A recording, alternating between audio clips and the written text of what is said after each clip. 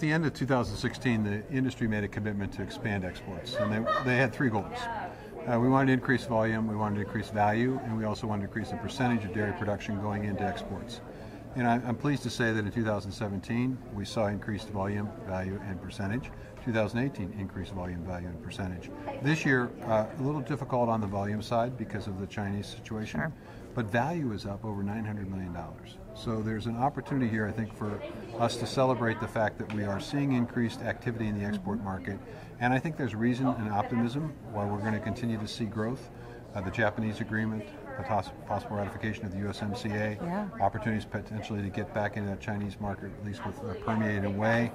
Protein, a chance for us to do a little more business through USMCA in Canada.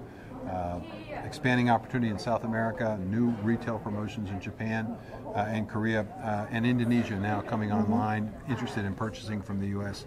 So I think there's reason for optimism and reason for us to continue to invest in exports. So what can our dairy farmers here in Wisconsin, or our dairy farmers that are traveling from around the United States and Canada, what can they truly do, like at a farm level, to contribute and help with, help support the USDEC's efforts? Well, I think first and foremost, they need to continue what they are doing, which is to produce an incredible product that's safe, nutritious, and sustainably produced. Yeah. And I think that they need to understand the importance of that sustainability message in terms of our ability to market not just to our domestic consumers, but also to international consumers. So they need to continue doing what they do and what they do best in the world. Then I think they also need to continue to support the programs that provide the resources to a USDEC to be able to go out and establish, for example, a Center of Dairy Excellence in Singapore, so that we can expand our reach in that Southeast Asian market where there are growing numbers of middle-class consumers that are very interested in U.S. dairy, very interested in Western food, and incorporating that into their own culture and their own food culture. They have a chance as well, I think, to advocate for a renewed commitment to sustainability and to continue to message that as they travel around the world.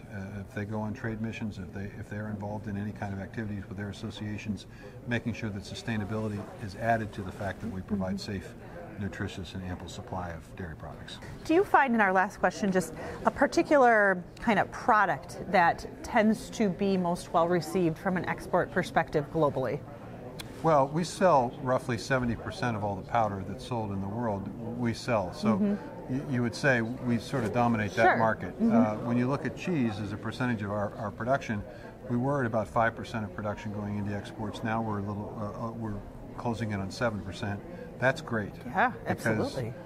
The more cheese we sell, the more high value protein powders we sell, the higher value we collect, and the more it impacts the milk check that farmers receive. Right. So we want to do more of that. That's why value is important. That's why being able to say that we're up $900 million over 2016 is ultimately showing in the fact that milk checks are a little bit higher than they were in 16. So I'm interested in trying to sell everything. Yeah, of course. I want to sell the commodities, but I also want to make sure we sell high-value proteins, and we're doing this. I mean, health and fitness craze in all over the world is huge, and dairy protein has a real role to play there. Definitely. Developing countries that are concerned about their young children and their growth and stunting, U.S. dairy has an answer for that. Want to rebuild your hog industry in China? U.S. dairy has an answer for that. Yeah. Want to showcase great recipes with wonderful, delicious cheeses? U.S. dairy can meet the bill. You bet. Well, thank you so much, Secretary Vilsack, for being here at World Dairy Expo. Nice to be here.